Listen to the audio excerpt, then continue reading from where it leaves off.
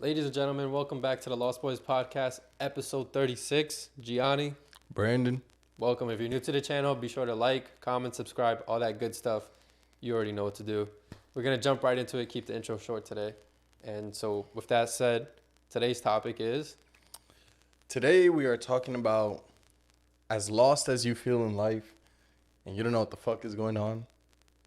It's not because you're falling behind. It's not because you're actually even lost. It's just because you're early in the process. So think about that for a second. Like, get right into it. I'm 24 years old, right? Yeah, I've lived more than some people. But in reality, still early as fuck in this shit. Like, I'm about to be in a year halfway through my 20s. Yeah. Right? You too. I don't know why I'm fucking isolated. Nah, don't include me in Yeah, that. yeah, Old yeah. as hell, goddamn. Yeah, 2 months young ass. Nah.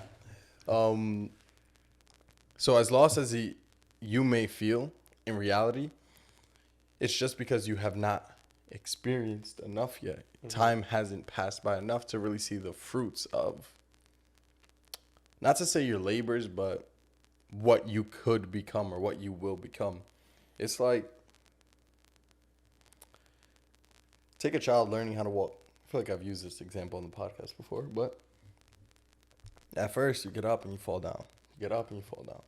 Get up and you fall down. But you just keep trying, right? At no point does a child sit there and be like, yo, maybe this shit ain't for me. Yeah. And just start fucking like, nah, the child keeps doing it, and then eventually they just start walking. The thing is, we're older and more conscious now, so as we are hypothetically, falling and getting back up and falling and getting back up, we now question, well, why am I doing this? Does this make sense? And that is where the feeling of lost comes from, I believe, right? We don't have a clear path yet because we don't even know what path we're on yet. Like, we don't know that we're even on a path yet. At the end of the day, it's like we're still trying to find said path. Yeah. That may be through like degrees or figuring out what job you want to go down or what you want to become or what you personally want to be of yourself. Yeah. Yeah, no, I agree. I could definitely agree with that because I think a lot of me being lost in life is not so much not knowing nothing at all. It's having an idea of what I want from life, but having no direction, like no guidance or like no idea how to get. I see point B and I'm still at A and I don't know how to get there. Like it's not clear, the instructions how to get there. Yeah. And that's part of where the loss comes from because then I'm going like this and then it's easy to get lost because you're like, damn, is this the right one? Is this not the right one? Is this the right one? Is this not the right one? But a lot of that comes from having somewhat of an idea of what I want from life, or at least at a certain point, what I would like to have and be able to do and accomplish. Is just, again, not having that clear direction of, okay, that's where I want to be. Here's where I am. This is how I get there. Yeah. It's like, that's where I want to be. Here I am. I have no idea how to do any of the things that help me get there. And so that's where a lot of, for me personally, where I come, like my mind goes lost and like array. So it's like, on one end, it's like two sides of the same coin. On one end, you know where you want to go, don't know how to get there. And the other side is, I don't know where I want to go, and I don't know how to get there, right? It's interesting because when you know where you want to go or you know where you want to be, I feel like to an extent, excuse me, we kind of complicate it. Because I feel like with anything, we know exactly what to do. We just don't think we do. Like I don't know if that makes any sense, but it makes a lot of sense in my head. Like, think about it this way. I know I want to go to the NBA. No, you got to practice. Yeah. And I'm pretty sure that same person that's putting up like 3 reps a day in the gym or 3 sessions a day in the gym, right? Is still feeling lost about getting there. But adversely, or on the flip side of that, there is a large population of people who don't know where they want to go and don't do anything to figure out where they want to go, and then complain about feeling lost. Yeah. Honestly, life isn't like a nice little staircase. It's like a pinball machine. You think, all right, I'm going to get to the top of the board, right? But you're the ball. And you're just, going to hit everything on your way up and down.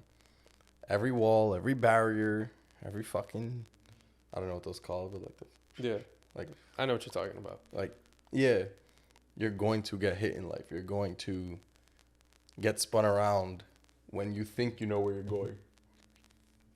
Like, we make plans in life, but as soon as it's time for the plan to be enacted, life is like, cute. No, he spins the board.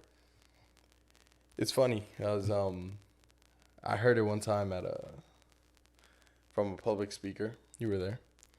She said, we make a plan, and the second we get in the air, it's like, all right, now what's the real plan? What are we going to do now? Right? Because you make a plan in your head, and in theory, it works, and you're ready for every scenario.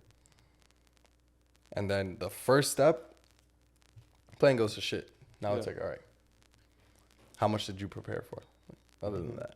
And I think that is very applicable to many different areas of life.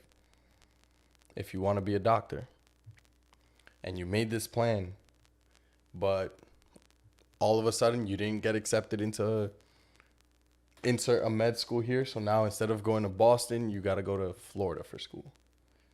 That's a big life change. Because, you had your plan. You were going to be, I don't know why I use Boston as an example. I hate Boston, honestly. But, like, you made your plan for that. And life is just like, nah. Have fun, though. Yeah. Little tornado. Yeah. So there's also a saying, like, I think Mike Tyson said it, everybody has a plan until they get punched. True.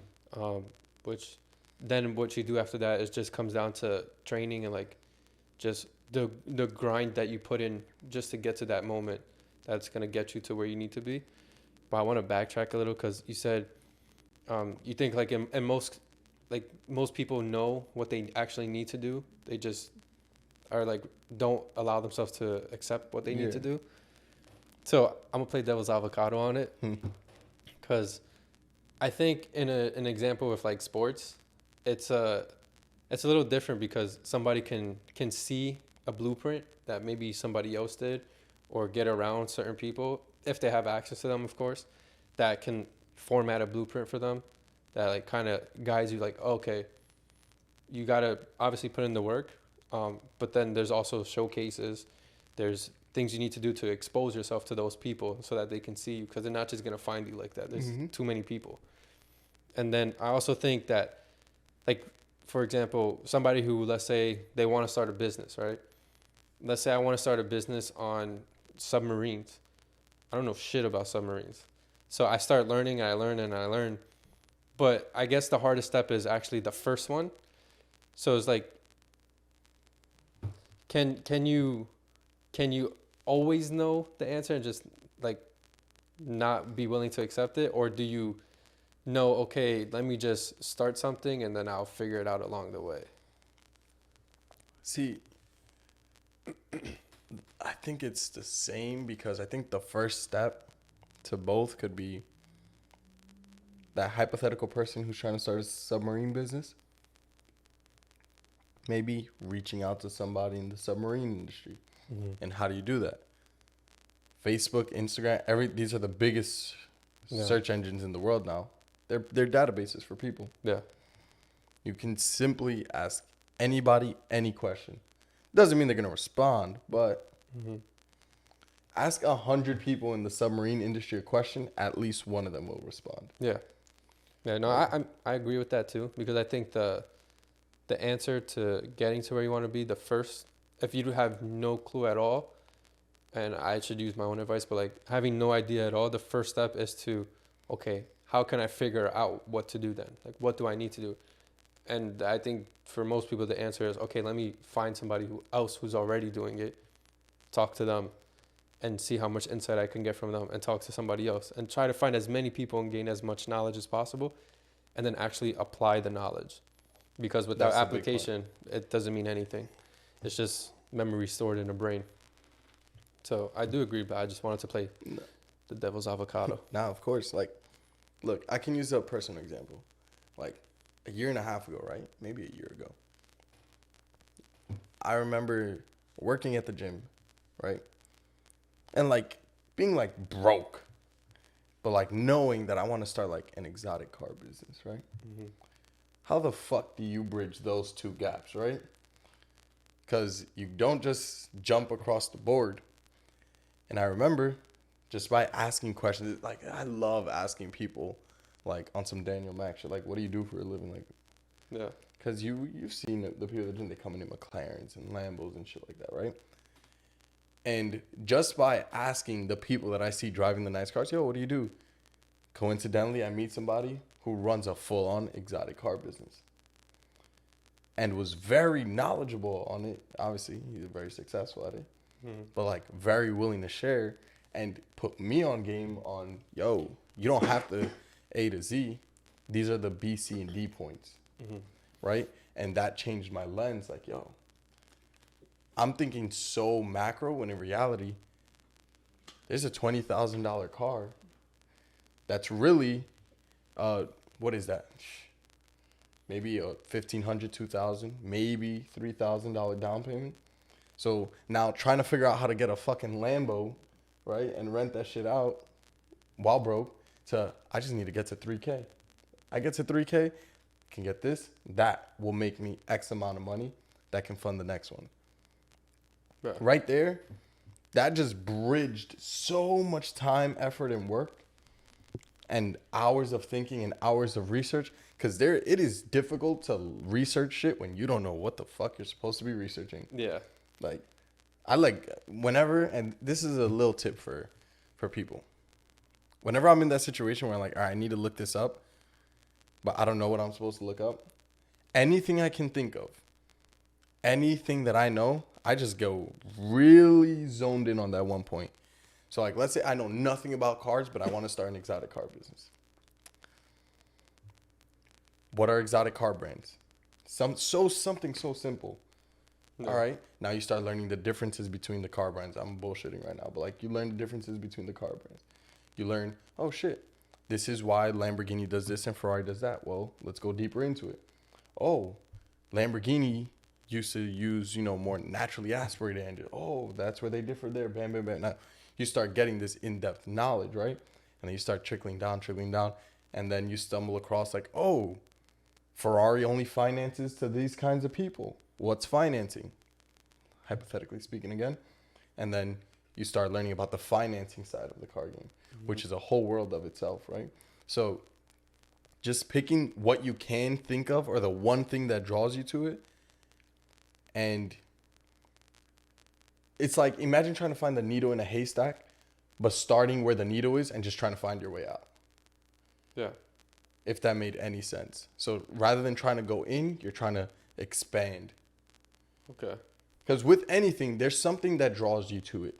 Even if, coincidentally, just because it's just popped in my head, even if what you're trying to learn is drawing, right? That's something that's really fucking hard. You don't know how to fucking... Yeah. But you could draw a really nice squirrel. Again, I don't know where this random ass shit's coming from. Fuck it. But like you could draw a really nice squirrel, right? Well, guess what? So you draw a squirrel, and you draw it again and again. Guess what? Now you can draw what are squirrels on a tree. Oh, wait. Now you can draw the squirrel on the tree. Yeah. Right? And now trees, you can draw flowers, right? Now you can draw trees, flowers, and the sun, right? Now you're drawing a field that has nothing to do with the squirrel, but you learned how to draw all this shit because you started with the one thing you knew, a fucking squirrel. Yeah. I think a good point you made, too, in all of it is that, including myself, we take things and we look at it from a macro perspective versus the micro perspective. We focus heavily way too much on the end goal and not the daily goals or the goals that are right in front of us. Like what needs to be done today to get there. So it's like, I think the better mindset is to understand and know where you want to end up to an extent, and then just focus on the present, on like, okay, this is what I need to do today. And if I do this consistently, there's a really good chance I'll end up there, versus just like focusing on like, I'm not there yet. Yeah. Because then it's easy to fall off and stop. And I've noticed that for myself. When I focus heavily on a macro goal, I don't achieve it. I've never achieved anything that I heavily focus on the macro goal. It's only when I let go of the macro goal and just focus on the micro things, like just the day-to-day things, that then I achieved it, and I achieved it faster than I ever thought I could. And we always go back to the gym, but for me, it's relatable because that's exactly how the gym was for me. For the longest, I just wanted, I want to bench 225. I want to be, at the time, 180 pounds. I want this, I want this, I want this. And I would like go to the gym a lot, but I was so heavily focused on the macro goal that like I'd go consistently for a little bit, then fall off because I'm not there. So I lose some motivation a bit.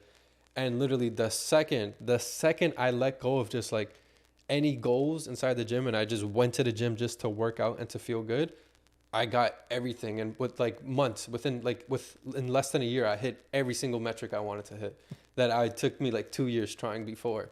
And so I think once people start focusing more on a micro level, like, okay, if I did this every single day, there's a really good chance I can end up there.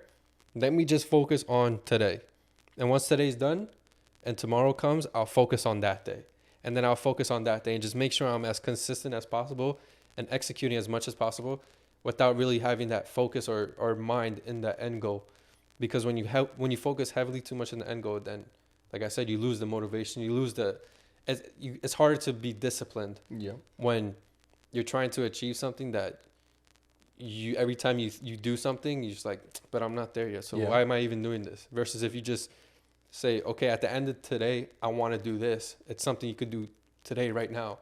Like, even if it's the gym, it's, okay, let's say you have 12 hours you're awake in the day. Okay, I have 12 hours to find a specific amount of time to get in the gym and just do something. And then if you just focus on getting into the gym every single day, not even caring about what it is you're doing or how you're doing it or anything, just, okay, I'm just going to get into the gym. And you focus on that enough, eventually it's going to lead into better and better habits, which then is going to lead you to that end goal that you actually wanted. If like, I wanted to lose 100 pounds. But just getting into the gym was this first step. And that is what led you to the macro goal. But if you only focus on the macro goal, after 3 weeks, you step on the scale and you realize, I only lost 1 pound, you're going to give up. Yep.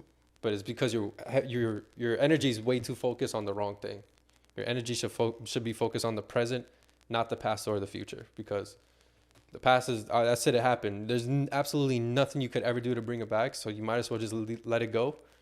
Like, accept it, acknowledge it, and then just move on. And the future, it's coming regardless. So the best thing you could do is do something today to shape the future that you want in the future that's to come. But there's also no guarantee. So why stress yourself out over it, or stress yourself out in the negative way over it and go about it in a bad way?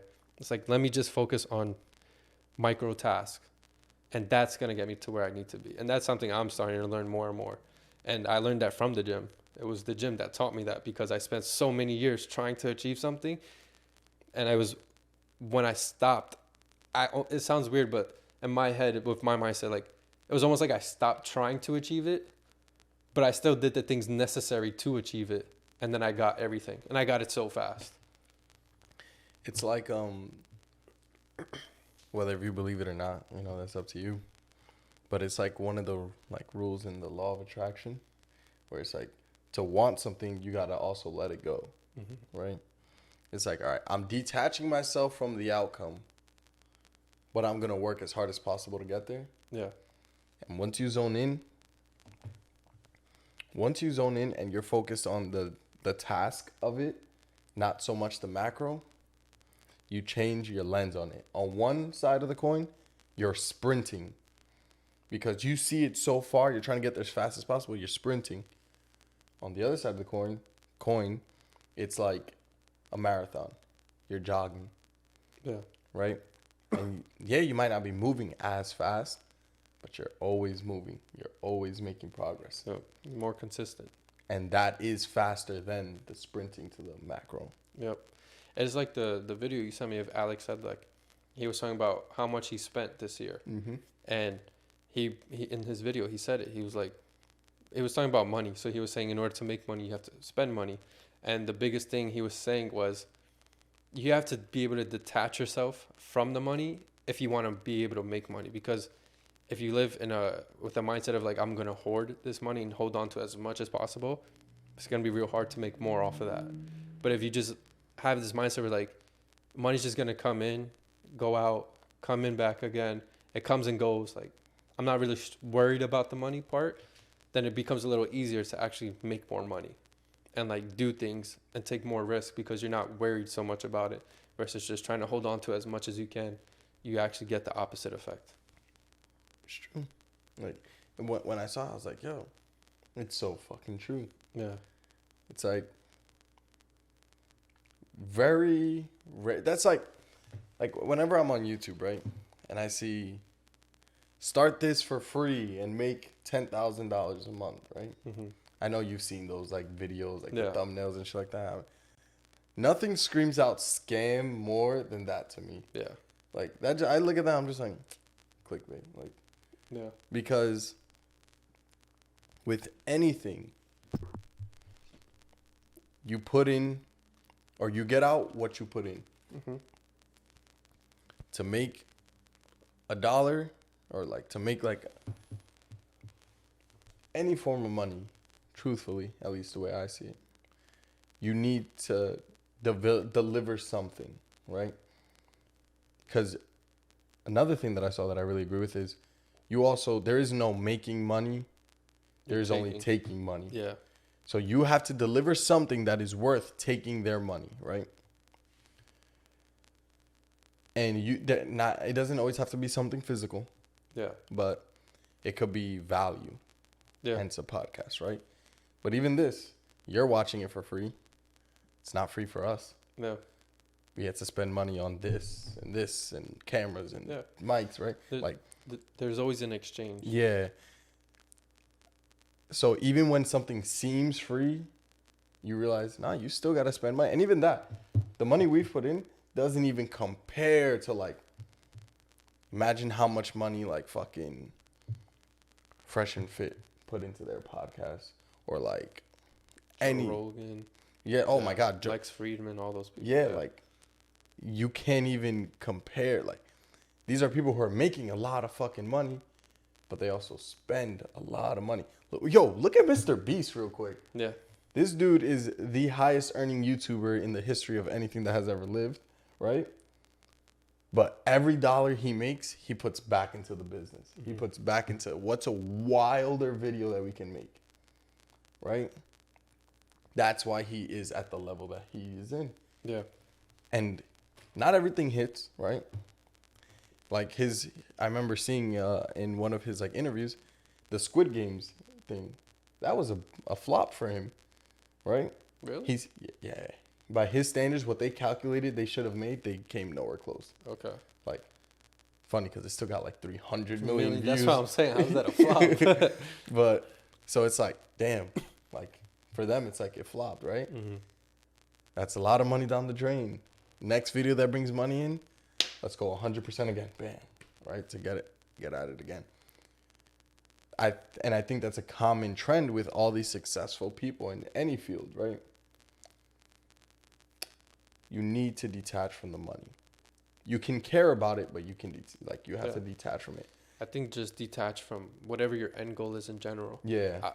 Have it in your mind where you want to go, and then just detach from that, and then just focus on today, present.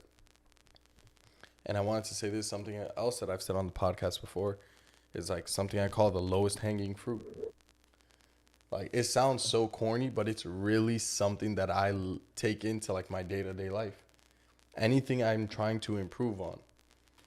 Even if it's just cleaning my room or if it's at work, right?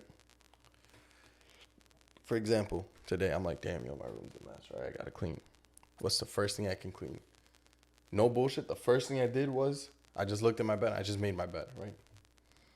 I took everything that was on my bed. I took it off, whatever, put it to the side. And I was like, all right, My bed is clean now, like it's made. The things I took off of the bed, where do they go? Those go in the closet. All right. Now that I put that stuff in the closet, all right, my bed is clean and there's nothing on the floor. All right, cool. What's closest? The nightstands, right? I organized the nightstands. Quickly made a new mess, by the way.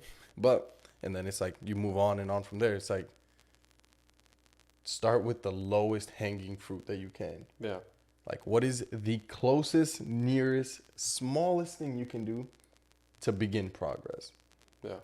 And like, to give you a more real world example, if you're trying to start a business or if you're trying to start an exotic car business, right? What's the nearest thing you can do? Learn about cars, learn about money, learn about finances, read a book, right? Believe it or not, reading a book could really be the lowest hanging fruit with like the highest ROI possible. Like, I want to get into the stock market. Let me read a book. You read 3 or 4 books and you will know more than 85% of people. Yeah. Like, it's that serious. And it's something that is very low cost. Books are not expensive. For the value you get from books, they should be like $1,000 each. Like, books pay their weight like 50 million times over. If you're reading the right books, of course. Anyways, before I get sidetracked. Like, what's the lowest hanging fruit? What's the first step you can take? Doesn't matter how small. Yep. And I agree. Because like even that example of the cleaning, right? I was thinking of like when I walk into something messy that I have to clean, I look at it as a macro thing. I'm like, I don't want to fucking do this. But like, and then sometimes I'll put it off because I'm focusing on just the whole macro thing. But then it's something as simple as, let me just fix one thing. Then it looks a little better. I'm like, all right, I'll just do this. And then before I know it, I did everything. Yep. And I didn't even think about it. And now I'll have the end goal that I actually wanted. But if I only focus on the end goal, then I'm just like, fuck this. Yeah. I'm not going to do it. I won't do it. I just have to, in anything that I do, like, even like, let's say like with work, I have to do something and it's like a big thing. I'm like, all right, damn, I don't want to do that. But the minute I just like actually don't care about the fact that it's such a big thing, just focus on the little steps that get me there, I get it done. No problem. No worries, no stress. Like that. No problem at all. It's when I focus too much on the macro. So, this is bad to say, but what was the main topic again? What, like, the main point that we started off with? It was because I feel like we just like kept going. Yeah, we went all over the place. You're not lost, you're early. Yeah. So I guess this is advice for myself, and maybe it applies to someone else. But I guess it's not so much that you're lost. I think I'm including myself in this. It's not so much that I'm lost or we're lost. I think it's so much more that we're just too attached to something that it's hindering our progress because we're comparing ourselves now to where we want to be and we're not being realistic about it. Yeah. Like we want to wake up tomorrow and have it all, and that's not going to happen. So if we can learn to just focus on the present more as much as possible, obviously we're human, we're going to have days and moments, but just try to remind ourselves in those times and just really grind on today, that then we might actually get those. If not, I think we actually would achieve those goals and probably achieve it faster than we ever thought we would. So that's my ending advice. Bars. To myself as well. That was fire. Thank you. And I'm pretty sure we're like exactly on the 30-minute mark too. But perfectly timed. But you got anything you want to say last? Nah, I like what you said, I think. But all right. So I mean, that's that for today's episode. Again, like always, comment if you agree, disagree, even though you guys never comment, do it either way. Still gonna tell you. Yeah, like, share, turn post notifications on, post every Thursday at 12. If you want a topic to be spoken about, there's a Google form in the the description. It's anonymous, so if you don't want us to know about it, we won't know. If you do, just, I don't know, I guess put your name. And yeah, let us know what you want to hear in the next episode. We'll catch you on episode 37. Coming soon. Peace.